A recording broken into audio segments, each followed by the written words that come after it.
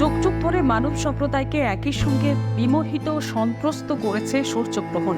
এটি একটি অসাধারণ মহাজাগতিক ঘটনা। প্রাচীনকালে ঘটনাকে দেবতাদের ক্রোধের নিদর্শন বলে মনে করা হতো। তবে আধুনিক যুগে এই মহাজাগতিক ঘটনা দেখার জন্য উদ্গ্রীব থাকে জ্যোতির্বিদ ও সাধারণ মানুষ।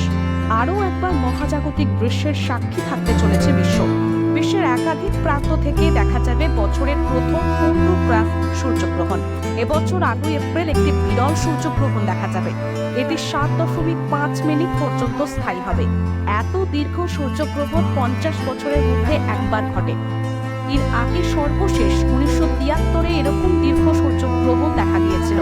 আগামী 8 এপ্রিলের পর আবার 2150 সালে এই বিরল সূর্যগ্রহণের দেখা মিলবে।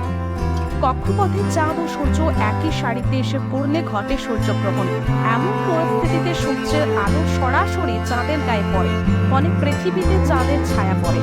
এ সময় চাঁদ স্বাভাবিকের চেয়ে পৃথিবীর কাছাকাছি থাকে এবং এটিকে কিছুটা বড় দেখায়।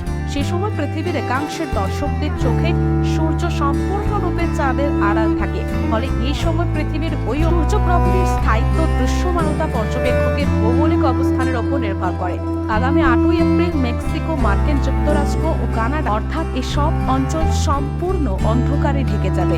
এশিয়ার জ্যোতির্বিদেরা এই ঘটনাটি প্রত্যক্ষ করতে পারবেন না, তবে লাইভ স্ট্রিমের মাধ্যমে ঘটনাটি কিছুটা হলেও উপভোগ করার ব্যবস্থা থাকবে।